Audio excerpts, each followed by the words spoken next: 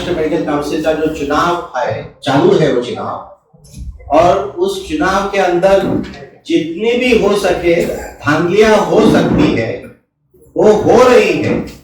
मैं present tense में आपसे बात कर रहा हूं क्योंकि वो धांधलियां चालू है और ये भविष्य में भी चालू रहेंगी। और इसकी कुछ वजह है। इसकी वजह ऐसी है कि इस चुनाव को करना ही नहीं था। महाराष्ट्र सरकार की मंशा थी, महाराष्ट्र सरकार और department of medical education end Maharashtra medical council, इनकी मंशा थी कि ये चुनाव हो ही नहीं, और ये पिछले 1.5 साल से है। हमारे साथ जो साथी बैठे हैं वो महाराष्ट्र मेडिकल काउंसिल के पूर्व मेंबर रह चुके हैं, इंडियन मेडिकल एसोसिएशन के पूर्व अध्यक्ष रह चुके हैं, बहुत ज्यादा तजुर्बा है, मेरे से उम्र में बड़े हैं और मेरे से ज्यादा तजुर्बा है उनको। मेरे इस बाजू में डॉक्टर ललित कुमार आनंदे हैं जो हीलिंग हैंड्स यूनिटी पैनल के कन्वेनर है और कैंडिडेट है। मैं डॉक्टर तुषार जगताप, मैं भी इस चुनाव में कन्वेनर और कैंडिडेट हूँ। आपण पाहत आहात जनता न्यूज एक्सप्रेस। आपल्याकडे 4 गोष्टी असतात, साम दाम दंड भेद। तर आम्ही सामोपचाराने महाराष्ट्र सरकारला निवेदन करतो की महाराष्ट्र सरकारने जो 13 एप्रिलचा काळा निर्णय घेतलाय तो काळा निर्णय त्वरित मागे घ्यावा। दाम तर आमच्याकडे नाही, आम्ही फकीर लोक आहोत, 350च्या घरात राहतो, 350 स्क्वेअर फीट एसआरडी। तुमच्यामध्ये किती भेद आहेत हे सगळे तुमचं मंत्रिमंडळ आणि तुमचे आमदार जाणतात। आणि दंड तुम्ही जो दंड द्याल तो आम्ही स्वीकारायला तयार आहोत। आमच्या आयडियाज आहेत महात्मा गांधी, जस्टिस रानडे, आनंदीबाई जोशी, रघुमाबाई राऊत आणि डॉक्टर बाबासाहेब आंबेडकर, ज्यांच्या घटनेमुळे, ज्या लोकशाहीमुळे तुम्ही या जागेवर आहात। महाराष्ट्राचा सर्वप्रथम नागरिक असणारा महाराष्ट्राचे राज्यपाल यांना आम्ही निवेदन करतो की हे जर तुमच्याकडे ऑर्डिनन्स काढायला आले तर तुम्ही कदापि विसरू नका की आपण लोकशाहीचे पिलर आहात। You are the first citizen of the state and you represent the president of India. हे प्रियंबल आपल्याला दिल्याच्या नंतर मी आपल्याला विनंती करतो की या निवडणुकीमध्ये, ही निवडणूक मागच्या वर्षी 3 एप्रिलला होणार होती, पण 3 एप्रिलला माननीय सुप्रीम कोर्टाने या निर्णयाला स्थगिती दिली।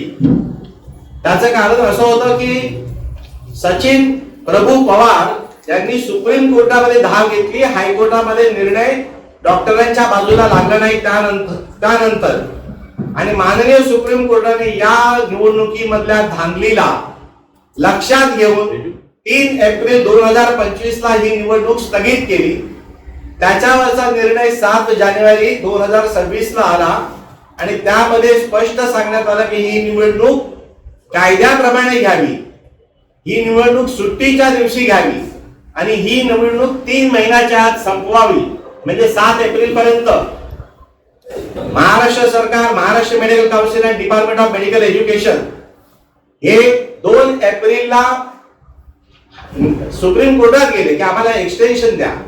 सुप्रीम कोर्टाने यांची बाजू ऐकून एक्सटेन्शन दिलं आणि एक्सटेन्शन दिल्याच्या नंतर ही निवडणूक 10 मे पर्यंत संपायला हवी, पण 10 मे पर्यंत त्यांना ही निवडणूक घेण्याच्या आतच महाराष्ट्राच्या जनतेने, आपण सर्वांनी आणि सर्व लोकशाही प्रेमींनी विचार करावा की ही कुठल्या प्रकारची प्रवृत्ती की इलेक्शन चालू आहे, 26 एप्रिलला संपूर्ण महाराष्ट्राच्या सगळ्या जिल्ह्यांमध्ये मतदान होणार आहे आणि अशा वेळी महाराष्ट्राचं कॅबिनेट निर्णय घेतं की 13 एप्रिलला निर्णय घेतं की याच्या पुढे महाराष्ट्र मेडिकल काउन्सिल मध्ये निवडणुका होणार नाही, नॉमिनेशन्स होतील। नॉमिनेशन्स हे ब्रिटिश राजची लिगसी आहे, महाराष्ट्राच्या कॅबिनेटला सांगण्याची गरज आहे, आठवण करून देण्याची गरज आहे। आणि जग पछाडलं की ही निवडणूक होऊ नये। आणि आजची शुभवार्ता आपल्या सगळ्यांना आणि आपल्या मार्फत संपूर्ण महाराष्ट्राला डॉक्टरांना आम्हाला द्यायची आहे की आजच सकाळी सुप्रीम कोर्टाने जी माहिती मिळाली आहे आणि हिलिंग हँड्स युनिटी पॅनलने 4 दिवसापूर्वी रात्री 3:30 वाजता माननीय सुप्रीम कोर्टाच्या रजिस्ट्रार ऑफ द रजिस्ट्री यांना सकाळी 3:30 वाजता या संदर्भामध्ये 2 पाणीपत्र लिहिलं होतं, ज्याची कॉपी आपल्या समोर आहे. आणि सुप्रीम कोर्टाने आज सो मोठा डिसिजन घेतला की नथिंग डुईंग. महाराष्ट्र सरकारला 12 कोटीच्या लोकांचं प्रतिनिधित्व करणाऱ्या महाराष्ट्र सरकारला आज चपराक बसलेली आहे. सुप्रीम कोर्टाने ही निवडणूक कायद्याप्रमाणे आणि सुप्रीम कोर्टाच्या आदेशाप्रमाणे घ्या असं सांगितलेलं आहे. मला या संदर्भामध्ये विनंती करायची आहे की आपल्या इकडे डॉक्टर सुहास पिंगळे हे फार अनुभवी वैद्यकीय क्षेत्राला त्यांनी वाहून दिलेलं आहे. वैद्यकीय क्षेत्रामध्ये कायद्याप्रमाणे गोष्टी व्हाव्यात म्हणून जे सतत सक्रिय असतात त्यांना माहिती देण्यापूर्वी एक आठवण सांगतो. मागच्या वेळी अपॉइंटमेंट घेऊन 72 वर्षाचे डॉक्टर सुहास पिंगळे हे ज्यावेळी IAS अधिकारी प्रिन्सिपल सेक्रेटरी यांना भेटायला गेले आणि I don't mind taking his name on record, mister Dheeraj Kumar appointment घेऊन गेले. अर्धा 45 मिनिटं बाहेर बसले आणि मिस्टर धीरज कुमार बाहेर आले आणि यांच्याकडे दुर्लक्ष करून न भेट देता निघून गेले. हा डॉक्टरांचा 70 वर्षाच्या वरील डॉक्टरांचा 60 वर्षाच्या वरील डॉक्टरांचा सर्व डॉक्टरांचा अपमान नाही तर काय आहे. आम्हाला असं वाटतं आजच्या प्रेस कॉन्फरन्स मध्ये आम्ही मागणी करतो की धीरज कुमार यांनी याची माफी मागावी. मी आता विनंती माननीय सर्वोच्च न्यायालयाचे सर्व डॉक्टरांतर्फे म्हणजे 2 लाख रजिस्टर्ड डॉक्टर्स MMC चे 1,42,000 मतदार यांच्यातर्फे मी सुप्रीम कोर्टाचे सुमोटो निर्णयाबद्दल आभार मानतो. थोडीशी हिस्ट्री अशी सांगतो की 1999 पर्यंत पोस्टल बॅलेट होत असे. याच्यामध्ये बरेच गैरप्रकार होत. आम्ही 9 लोकांनी सुप्रीम कोर्टापर्यंत नाव घेऊन 10 वर्ष लढा देऊन 2009 साली फिजिकल बॅलेट केलं. 2009ला निवडणूक झाली. 2 वर्ष नॉमिनेट केले नाही 5 मेंबर. त्याच्यावर मी निवडून आलेला माणूस 21 मे 2011ला काउन्सिलमध्ये स्थानापन्न झालो. 2 मेला रिझल्ट लागले होते. त्यानंतर 18 डिसेंबर 2016ला निवडणूक झाली. परत 10-11 महिने नॉमिनेशन केलं नाही आणि 3 ऑक्टोबर 2017ला काउन्सिल कॉन्स्टिट्यूट झाली. पहिली काउन्सिल 25 ऑगस्ट 2016ला डिझॉल्व्ह करण्यात आली. दुसरी काउन्सिल 5 वर्ष झाली या कारणाकरता 10 ऑक्टोबर 2022ला डिझॉल्व्ह करण्यात आली. सुरुवातीला पल्लवी सापळे या ऍडमिनिस्ट्रेटर होत्या, नंतर दिलीप पैसेकर होते आणि आता किरको आली. आता गेल्या वर्षी 17 जानेवारीला जी निवडणुकीची नोटीस आली ती नोटीस देणारा जो अधिकारी होता त्यांच्याबद्दल मी तक्रार केली की not eligible to be the returning officer because rule 6 of Maharashtra medical council rules 1967 states clearly that government shall appoint, rule number 6, shall appoint a person as returning officer not less than a under secretary to the government. Sachin Prabhu Pawar took on him and Tushar has narrated what has happened. Then on 7th January again he said that within 3 months the elections on Sunday were to be taken. Now what has transpired between 2nd of January, the government approaching the Supreme Court, and on 13th January the ministry taking a decision to amend the Act, Maharashtra Medical Council Act 1965, and to have only 23 nominated members. Now from the information of this House, the 1965 Act states that the council will be constituted as follows. The first is ex officio members, Director of Health Service and Director of Medical Education and Research. Second, 5 nominated members. Third, representative of the Maharashtra University of Health Sciences. Fourth, representative of College of Physicians and Surgeons, which is dissolved by the government of Maharashtra, and the matter is in Supreme Court. My case is still pending. And The last one is 9 elected candidates from among themselves. When this law was enacted, there used to be 22 members, out of which minority, that is 9 members, were elected. Those days there were 5 universities, so from Senate, 1 each. Out of that, now it has become Maharashtra University of Health Sciences. Now, while thanking the Honorable Supreme Court, I will like to bring to the notice of this House.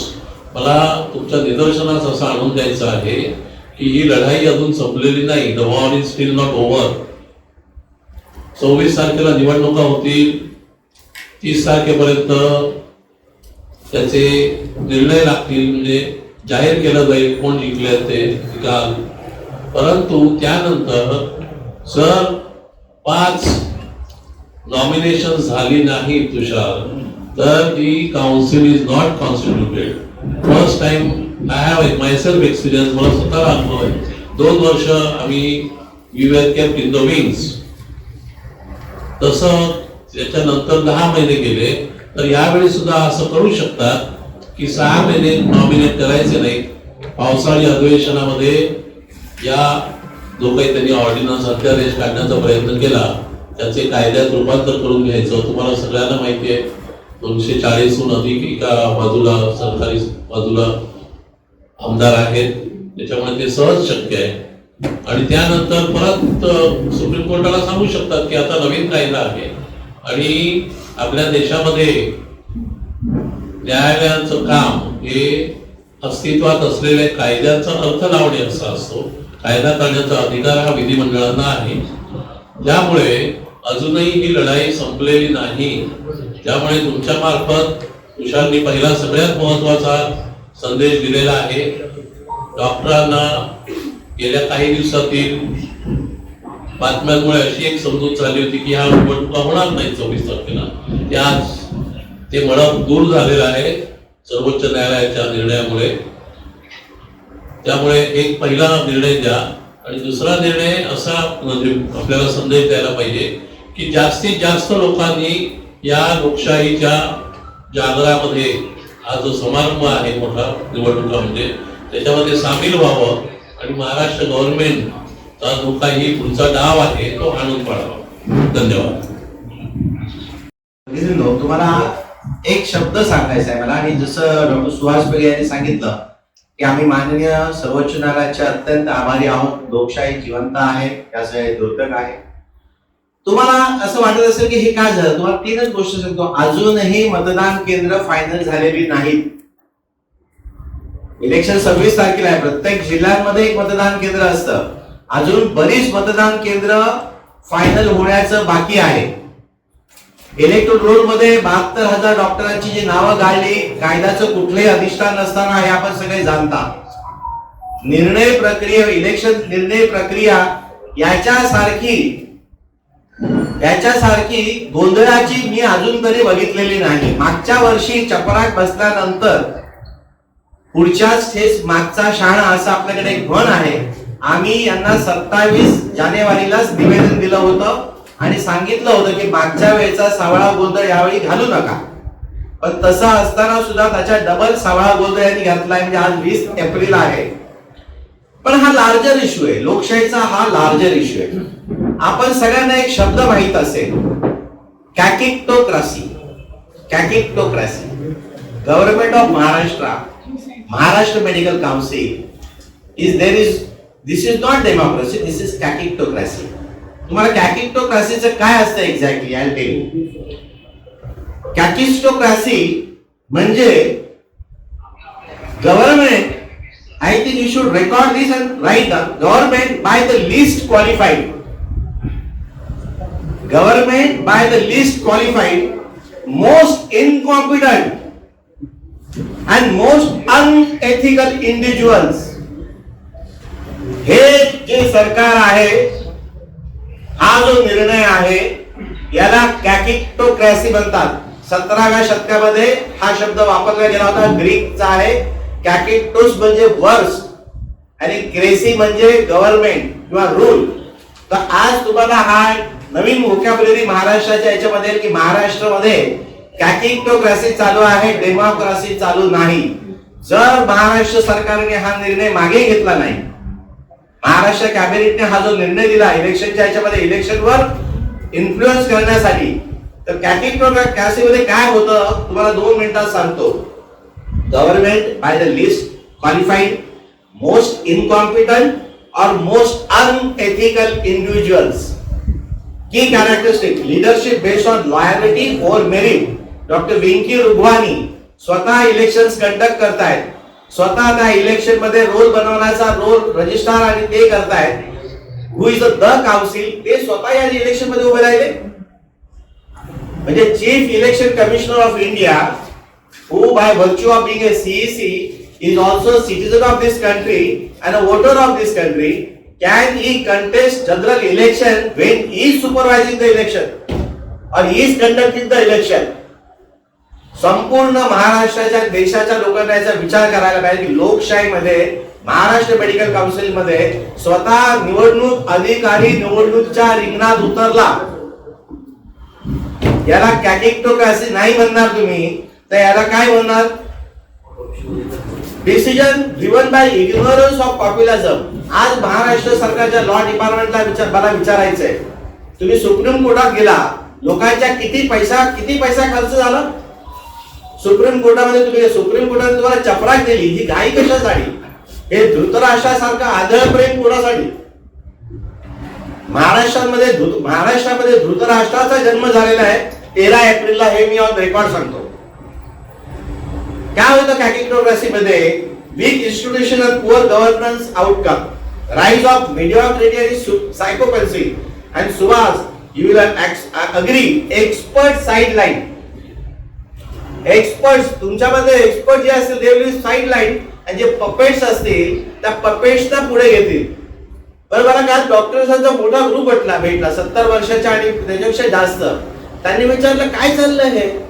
प्रत्येक गोष्टीमध्ये यांना साहित्य संघाची निवडणूक असेल, Asiatic सोसायटीची निवडणूक असेल, artist सेक्टरची election चालू आहे, उद्या इलेक्शन आहे त्याची असेल, सगळीकडे आपलीच माणसं. हा काय प्रकार आहे? त्याचं काय असतं कॅटेक्टोक्रेसी मध्ये? Populism, leaders appeal to emotions rather than rational policy, weak democratic institution. काय होणार महाराष्ट्र मेडिकल काउन्सिल मध्ये? 23 जणांना नॉमिनेट करणार आहेत. हे नॉमिनेशन झाल्याच्या नंतर नॅशनल मेडिकल कमिशन NMC, मी आज आपल्या सगळ्या पत्रकार बंधूंना जाहीर सांगतो की आम्ही भविष्यामध्ये नॅशनल मेडिकल कमिशन्स मध्ये, जे पूर्वी मेडिकल काउन्सिल ऑफ इंडिया होतं, ज्याची मी 2 वेळा इलेक्शन लढले 2007 आणि 2012 मध्ये, ज्याच्यामध्ये प्रत्येक राज्याचा एक प्रतिनिधी त्या राज्यातले रजिस्टर्ड मेडिकल प्रॅक्टिशनर्स इलेक्शन करून पाठवतात नॅशनल मेडिकल कमिशन्स मध्ये.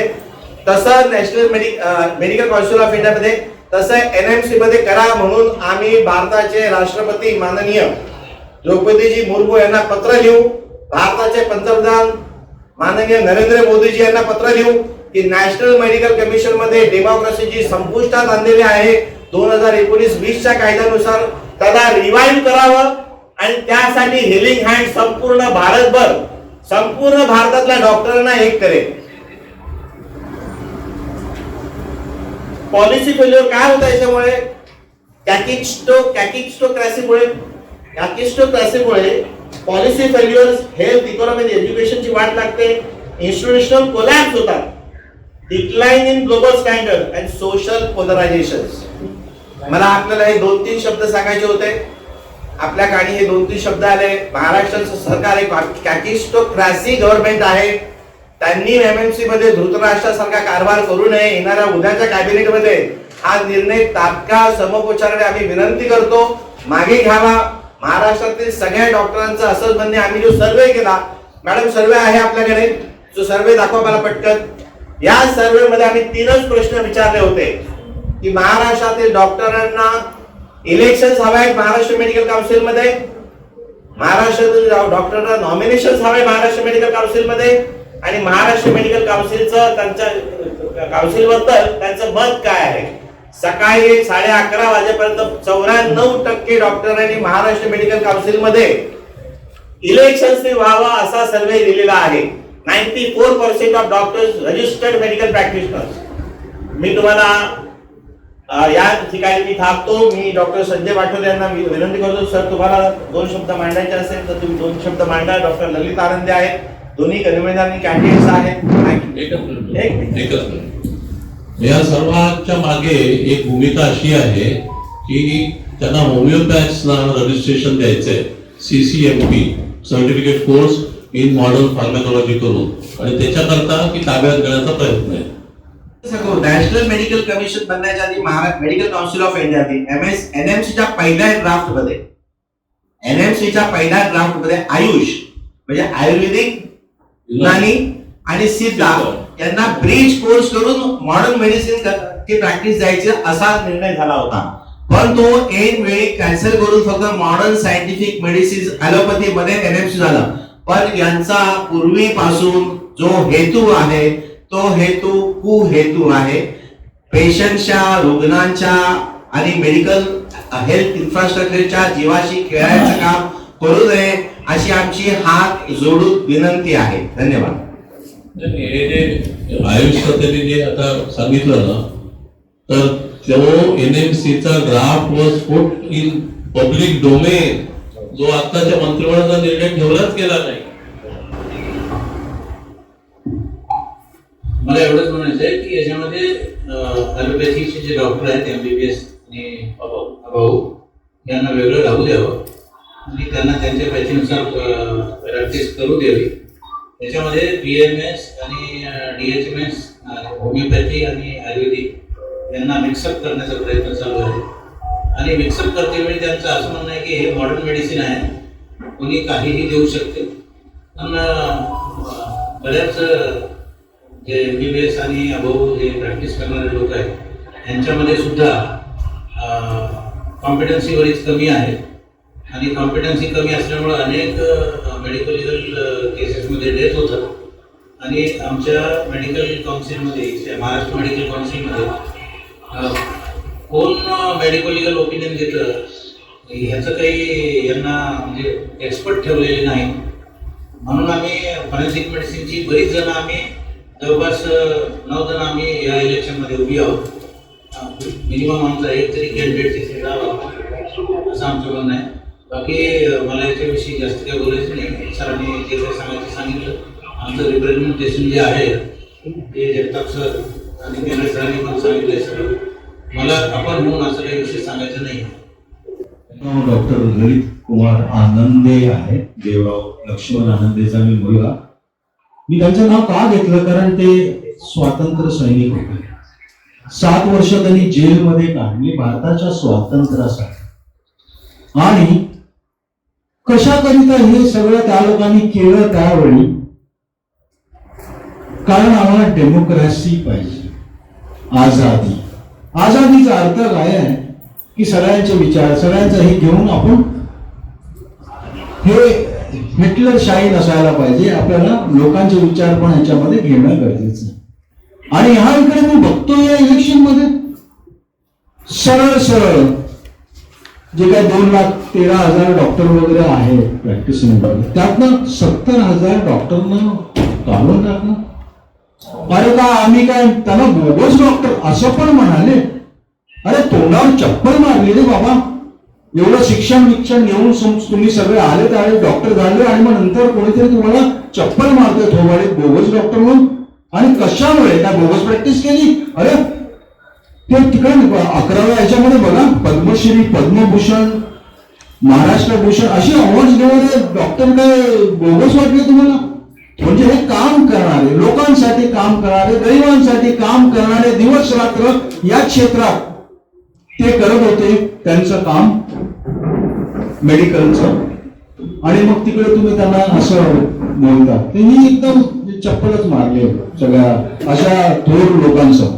तर सगळ्यांनी त्यांना अलाव करायला पाहिजे की या तुम्ही मेन स्ट्रीम मधले एक तर डॉक्टर्स नाही भारतामध्ये, किती कमी संख्येमध्ये गावागावामध्ये काहीतरी करूया सगळ्यांनी मिळून एकत्र. तर आझादी की जंग है, जंग में. मला फक्त एक सांगायचं की डॉक्टर ललित आनंद यांनी खूप चांगला बोगस डॉक्टर हे डॉक्टर वेंकी रुगवानी ऑन रेकॉर्ड म्हटलेलं आहे, ज्या डॉक्टरांनी रिन्युअल केलं नाही. आता रिन्युअल केले नाही त्याच्यामध्ये doctor Abhay Bang, Rani Bang, doctor Vikas Amte, Mandakini Amte, Prakash Amte, doctor Almeida Fernandes, BS Singal, SV Nadkarni, Anand Nadkarni अशी मोठमोठी डॉक्टर आहेत ज्यांना महाराष्ट्र भूषण, पद्मश्री, मॅक्सेस, पद्मविभूषण भेटलेले आहे. आणि मला तुम्हाला सांगायला लागेल की महाराष्ट्राच्या रजिस्ट्रारने कोर्टामध्ये त्यांच्याकडे इनव्हॅलिड रजिस्ट्रेशन आहे असं म्हटलेलं आहे. म्हणजे ज्यांचं रिन्युअल झालेलं नाही. This is a blatant lie. This is a blatant lie. तरी महाराष्ट्रातल्या डॉक्टरांचा, आणि तुम्हाला सांगतो आमचं जे रजिस्ट्रेशन असतं त्याला परमनंट रजिस्ट्रेशन नंबर असतो.